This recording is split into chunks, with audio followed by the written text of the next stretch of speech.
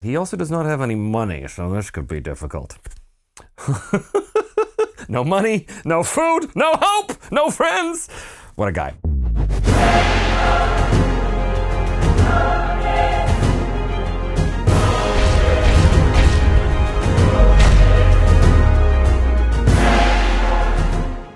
Hello again, and welcome back to Me, Myself, and Die. I am your intrepid player, your intrepid game master, Trevor Devall. When last we left Simon of Argoston, he had stumbled across an old necromantic temple, and he was curious about going inside because he thought maybe there would be some information about the fate of his parents within. Remember, we know nothing about the fate of his parents. We know that they were taken by a great evil in the woods. That's all we know. So there is a possibility that what he finds out in this temple could, in fact, have something to do with the fate of his parents. So he will have to go in. But before he does that, he has to go and find allies in what we hope is a nearby town, because the last time he tried to go in by himself, he got his butt kicked by the undead that were in the main temple area just in the front door. Luckily, he was saved at the very last minute by the surprise appearance of Mord. Once again, Mord is becoming a very, very primary character. It turns out Mord and his chieftain, whose name was Chief Daitch, the two of them had been, by crazy coincidence, stumbling through the woods and encountered Simon as he was blasting backwards, trying not to be chopped alive by these skeletons. They destroyed the skeletons and went on their merry way, which left Simon wounded. He took a wound from the skeleton, so he does have to deal with that first of all, but he's going to have to find a settlement and hopefully be able to hire somebody that he can bring with him to explore this strange necromantic temple, which, as I said, he believes has something to do with the death of his parents. So the first thing he's going to need to do is to deal with this wound. Like a lot of things in life, Simon sucks at the healing. Someone in the comments said that Simon really should try a different profession because he's terrible at being an adventurer. True words never spoken, my friend. Nonetheless, he is the adventurer we have, so he's the one we're going to go with. So let's see how Simon manages to heal himself. So he's rolling his skill die, the D4, and the D6 wild die as well. However, he is wounded, which gives him a -1 penalty, and unfortunately, when you were trying to heal yourself, you also take penalties as well. So he's basically rolling -2. So essentially he has to explode on this. And does he do it? He does not. I'm gonna have to spend a Benny. Wow, look at that. First Benny of the game right out of the gate, because this is kind of important for him. He needs to get out of this situation, and look at that. We do in fact explode with a 4, thank goodness. A 4, another explode is 8. So 9 -2 is 7. That is a success. Each success gets rid of a wound. He is no longer wounded. Whew, thank goodness. So he basically takes a few minutes. It takes about 10 minutes per healing attempt at Savage World. He takes his cloak, he rips off some strips, he goes down to a nearby stream, a babbling brook with nice, clear, fresh running water. He dips his makeshift bandages into the water and begins to clean up the wound and ties off the bandages on his wound, and after a few minutes is able to get back on his feet. Now, the question is, where is this settlement, and what is this settlement, and how far is it? So the first thing we were going to do from last time was make a knowledge wilderness roll to see if he knows of any settlements in the area that are near enough that he can get to and hopefully find some hirelings. So he's going to do, once again, this is a Savage World roll, so his knowledge wilderness is also D4. He does have skills that are better than D4. His shooting is D8. His stealth is D8. But everything else kind of sucks. So he is going to make a knowledge wilderness roll. Look at that. Exploders, both of them, 6 and 4. He does know of a nearby settlement. I will ask the fate chart this. Is it less than a day's travel? Is it like just a few hours away? We're at Chaos rank 7 now. I'm gonna say it's probably unlikely it's just a few hours away. That would be a little too convenient. And the answer is 79, no it's not. So it is gonna take him the full rest of the day to get to this settlement, which he does know is there. He also does not have any money, so this could be difficult. No money, no food, no hope, no friends. What a guy. Our scene is going to open up with Simon making his way through the woods, arriving at this settlement as night has fallen. It's going to take him the whole rest of the day to do it. We know nothing about the settlement, but I do think it's a good opportunity to ask the fate chart some questions about the settlement. So is the settlement big? Like, is it a major town? I doubt it. We've sort of established we're kind of on the frontier here, so I'm going to say that's very unlikely that it's a big town. 25. In fact, it is a big town. Okay, so it's a large town. I'm gonna go to the Perilous Wilds supplement here now, because they have a lot of interesting things to deal with what they call steadings, which are villages, towns, keeps, and cities. So the town, it is booming. Okay, interesting. Which is good. That means he'll probably have a much easier time finding someone to help him. What is the name of the town? So I'm going to go to a new supplement for the show. This is called The Book of Random Tables by Matt Davids, and I will put the link in the information section of the show just underneath. I like to just go back and forth between a whole bunch of different supplements because I think it's just kind of, I've got years and years and years worth of stuff I've accumulated from all of the games that I've played and ran over the years. So I'm just kind of grabbing stuff at random and going, like this, I'm gonna use this. This is Random Tables 2. He has a whole bunch of stuff in here, one of which is a list of town names. Hundatora, interesting name. Simon comes across this large town. Is it walled?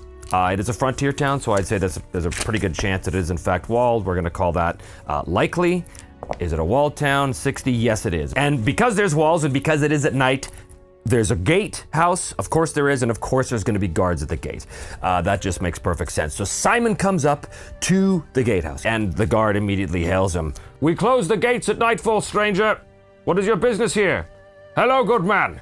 I merely seek a room for the night. You have an inn, I trust?" "Yes, of course we do. It's just off the main square. You can't miss it." "I thank you." The guards open up the gates, and Simon goes in. It's a large, booming town, so there's a lot of people, although it is towards the end of the evening. So he makes his way through the cobblestone streets. Makes sense, it's a booming town, they would have the money for such things. He makes his way through the cobblestone streets. There's a lot of people going in and out of closing shops, this sort of thing. And up ahead on the very end of the square, he can see the large inn and tavern. It's a foregone conclusion a large, booming town is gonna have a big, bustling inn and tavern. The name of which is... We're going to the Book of Random Tables 3, The Sailor's Mess. I think that there's a good chance that this is in fact the edge of a sea. Ooh, cool. Potential opportunity for maritime adventures here. Let's ask the fate chart. Is this town of Hundatora, is this on the ocean? Well, the inn is called Sailor's Mess, so I'm gonna say it's somewhat likely that it is in fact on the ocean. And the answer is 50, so yes, it is on the ocean. Wow, well, we just opened up a whole new section of geography here. So Simon comes in, he can smell the salty brine of the sea air coming in off the wharf, and he makes his way down to the docks where the Sailor's Mess is standing perched. Now, this is a booming town, so that means that there's gonna be a lot of trade here. Presumably the economy is going to be doing very well. I mean, that's what booming technically means after all. I think it's a very, very high quality inn. Probably can't afford to stay here. So he strolls into the Sailor's Mess. It's a well-kept place, although it is by the docks, and so there is going to be the element of the ruffian about it. So he comes in, smoke hanging in the air, right away the sound of a band of sort, maybe playing on the lyre or playing on the drums. Off in the corner on a small stage, a roaring fire in the hearth. Busy, busy, busy, lots of people. There's the din of the crowd as he comes in and makes his way up to the bar, orders himself a drink, and pushes his way through the crowd, sitting down, looking to see if there's anybody in the room who might obviously be sort of the persons of ill repute, adventurer types. Scum, like him.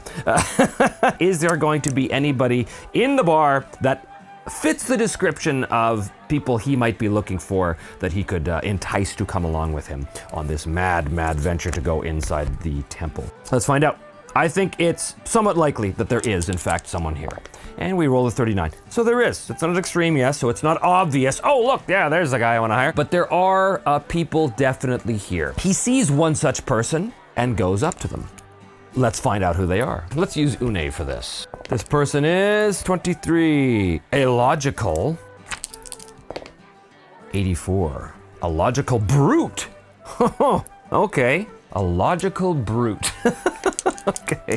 What else do we know about this person? A helpful. Oh, that's good news. Merchant.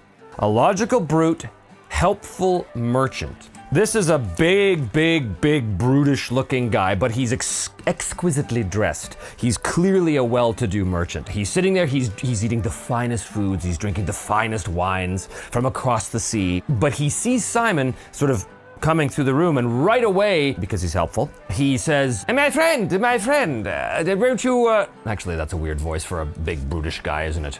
Actually, it's an interesting idea. Yeah, he's a big, brutish guy, but he's a high talker. He's got the high voice. It's bizarre. It's a very strange thing. My friend, won't you come and join me? Simon stops and sees this guy there, and he's like, yes, of course. I would gladly share a table with you. Yeah, do sit down. Would you care for some wine? Yes, thank you very much, Mr. His name is going to be 97. North. So what's this guy all about? He introduces himself as North the merchant. He's going to be helpful, so I don't know if this is actually going to be a guy that's going to go with Simon, but he might be able to point Simon in the right direction. Let's find out a little bit about North's motivation here. So the motivation, he wants to pursue, 69, dude, moderation. Pursue moderation? Well, I think that basically then this guy is in fact not drinking the finest wine. I think he's drinking tea. It's very expensive tea.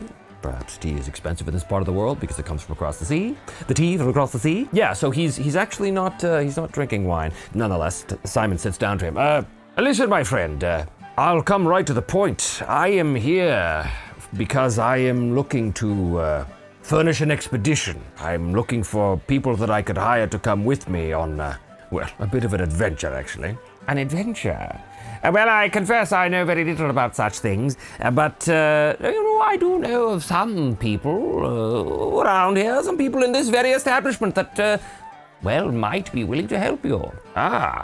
If you could put a word in for me with them, that would be very helpful. I do not possess much persuasive abilities, you see. My abilities are more confined to the wilderness. Yes, well, that seems apparent. You seem dressed for the part. I mean no disrespect. No, none taken. You're absolutely right. But tell me, if you do know someone in this very establishment, as you say, I would pay for the information. Well, who does he point out? He's helpful, and he's already said that he knows somebody here. Let's go back to Une and find out. Yes, well, if you look over there, right by the fire, you shall see a 29. You shall see a solemn, a very solemn person. You shall see a solemn 75 soldier.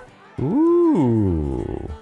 If you look over there, that solemn-looking fighting man over there, you'll see his name is EDBERT. Yes, I do see him. He looks like he could handle a blade. Yes, he is a soldier by trade, or an ex-soldier in any event. The wars have passed him on, it seems. Well, what is he looking for? What is he doing here? What does he want? What is his motivation, you might ask?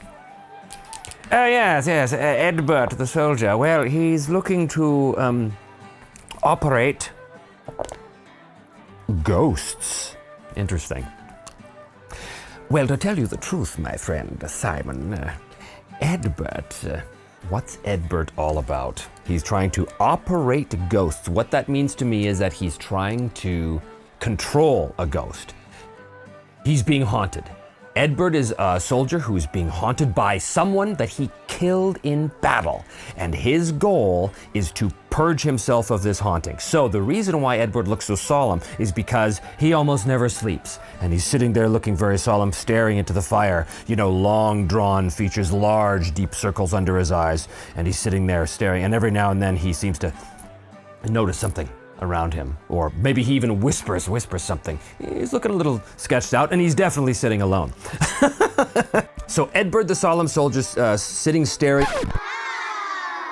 into the fire with the large dark circles under his eyes, every now and then speaking to something that clearly isn't there. Simon thinks, why not add this particular lunatic to my cadre of experiences? EDBERT, it is said, is haunted by the ghost of someone who he slew in combat. I'm not entirely certain what the particulars are, but he is at the moment, as you can see, quite friendless, and as so are you, you might find some common ground with him. Yes, well, I thank you for that. Do you mind if you introduce me to him? Well, Edbert is a bit of a strange one, and he doesn't particularly like to speak to people.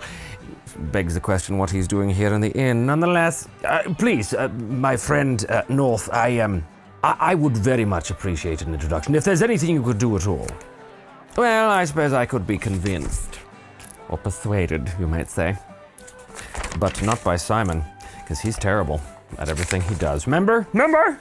Okay, so Simon is going to try and persuade him to make the introduction on his behalf, but Simon sucks. He's rolling at a -2 because he doesn't have the skill. No, I'm afraid North says, yes, I would normally help you, my outsider friend, my travel-stained companion.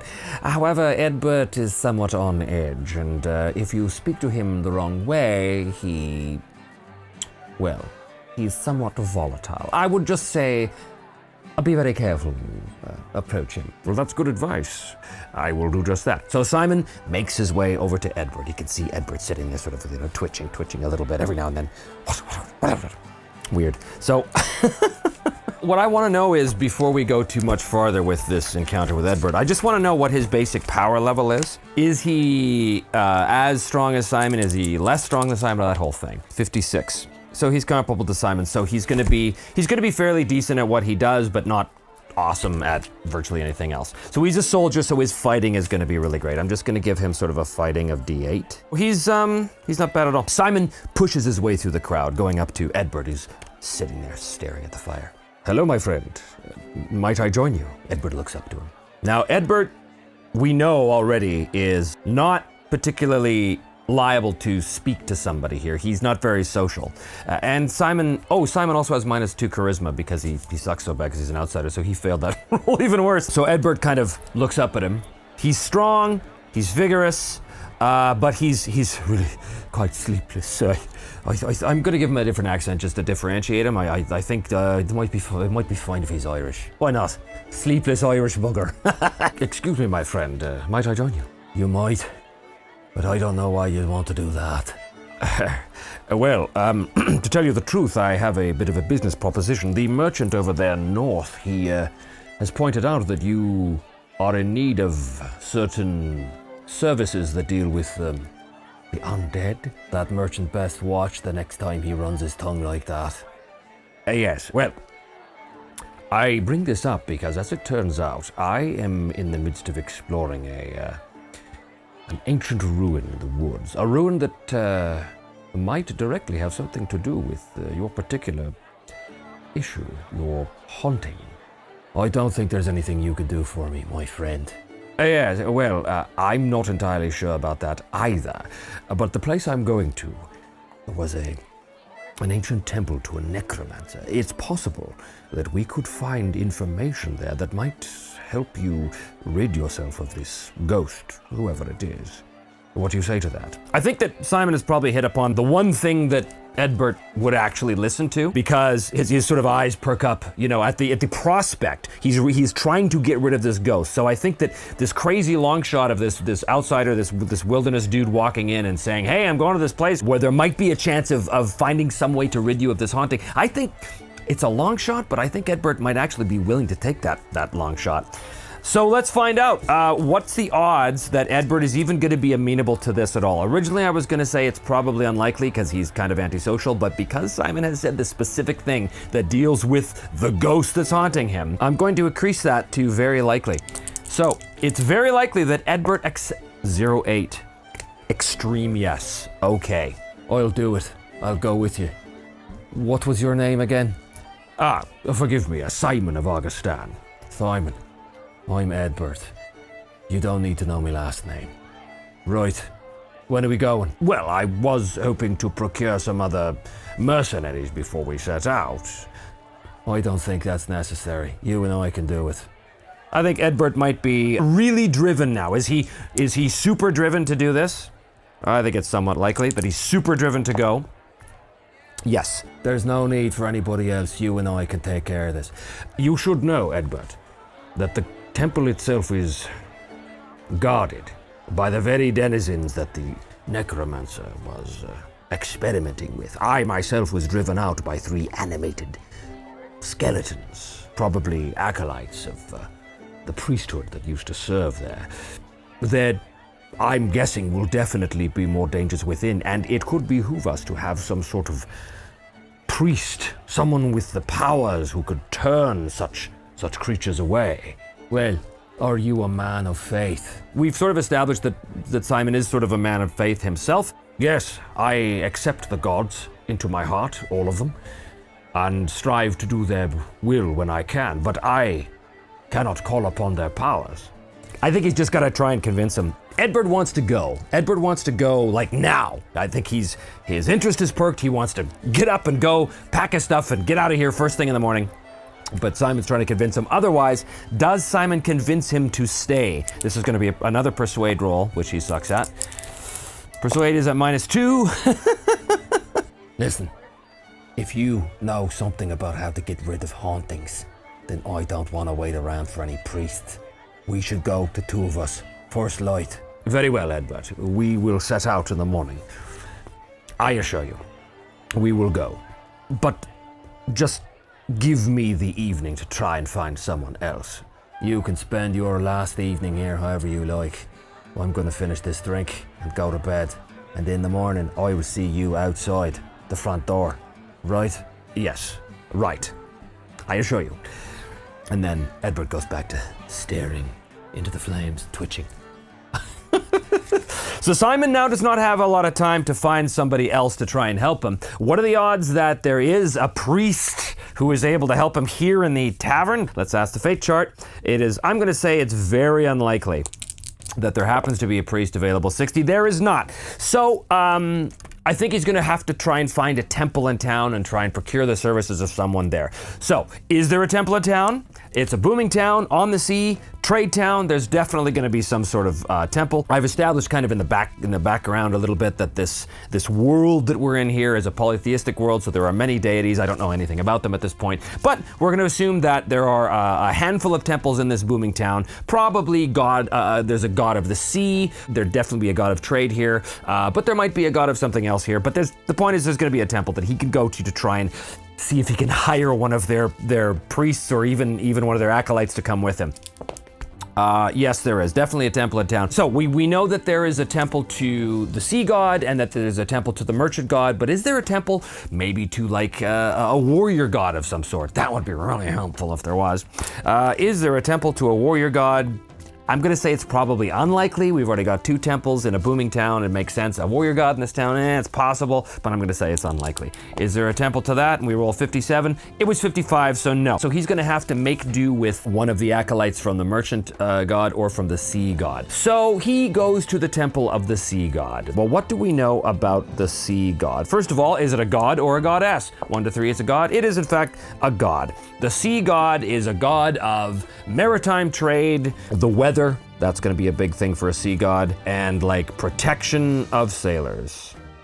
So, because this is called the Sailor's Mess, and because it's right on the docks, it's a very good chance that the Temple of the Sea God is right there. In fact, I'm not even going to roll, because it just makes sense. That's where the Temple of the Sea God would be, is right at the edge of the sea. So, Simon makes his way out into the night. There's a chill wind blowing in off of the ocean. He doesn't have any time to do this, because he's already failed his persuasion roll to EDBERT, so they have to leave first thing in the morning. Simon walks into the temple, and I'm picturing a large blue-green stone altar at the end of a large hall.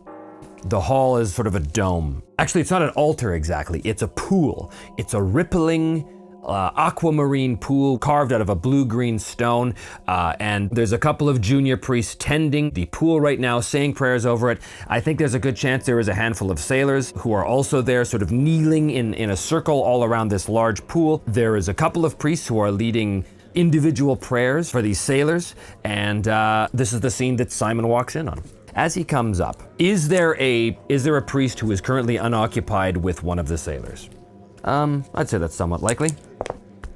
91, there is not. So all of the priests are currently with the sailors. So he has to sit there and wait. He kneels down. He is a bit of a pious guy. We established that in the introduction to the series. So he kneels down beside the sailors. He doesn't have any particular connection with the sea, but he does, as we've just determined, he does hold and respect all of the gods in his heart, so he observes the various religious rituals that the priests and the sailors are doing. The crucial thing here is, does he get a chance to speak to one of these priests that he can hopefully hire before they basically close up for the night? Let's find out. I think it's 50-50 here.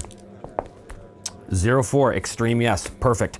As it turns out, the priests quite quickly wrap up their various one-on-one ministrations to their flock, or their school, I guess. It wouldn't be a flock of sheep, school of fish. And yeah, the sailors get up and make their way out into the night, leaving Simon alone with a couple of the priests, actually, and he stands up. Excuse me, my name is Simon of Argoston. I am not an adherent of your sea god here. Whose name? What is the name of the sea god? That's a good question. Let's get something interesting. Morgus, god of the sea. Forgive me, Father, I am not intimately familiar with the worship of Morgus, but I was hoping that one of your priests, perhaps a junior priest, would be available for hire to come with me on a mission of some import. It deals with the purging of the undead. Well, do they have anyone available? Perhaps a junior acolyte that is looking for experience to get out there? It's probably unlikely, frankly. I think that they have other things to tend to besides like hiring out their junior priest to whatever adventurer comes along. But there's a chance. So do they have anybody available? 74? They do not, unfortunately. So after a brief conversation with the priests kind of look at him and shake their head. I am sorry, my friend, but there is no one available for such a mission at this time, but I wish you the best of luck. And unfortunately, he's got to leave empty-handed. He goes back to the inn, secures rooms for the night that allows him to sleep, and the next morning he wakes up. He and EDBERT, who is sitting there outside the inn, sort of still kind of twitching to himself every now and then. Still dark circles under his eyes. He clearly hasn't slept at all. He sits there, and as soon as Simon comes down the stairs through the common room and out the door into the street, EDBERT stands. Right, are you ready to go? 'Cause I am. Yes. Unfortunately, I was not able to procure the services of a holy man, so we'll be going in on our own. Are you certain you want to do this? Yes, as I said, I am eager to find out what these necromancers might have known. If that can help me, maybe can help you. Why are we wasting time? Right. Well, I would have preferred to have some more time to find some other hirelings, but since you seem adamant, very well, let us get on our way. And that will conclude this scene. He goes to the town of Hundatora and hires EDBERT, Haunted Soldier. Characters: EDBERT, the Haunted Soldier. And we know that there is a merchant, a helpful merchant named North. There is a new thread as well, so he's found allies for his exploration, although not the ones he wanted to. I'm going to add the thread as well of exorcise EDBERT's ghost. And the chaos factor, Simon was, I think he was largely in control that time. He didn't get everything he wanted, but he did get some, so I'm just going to have it come back down to 6.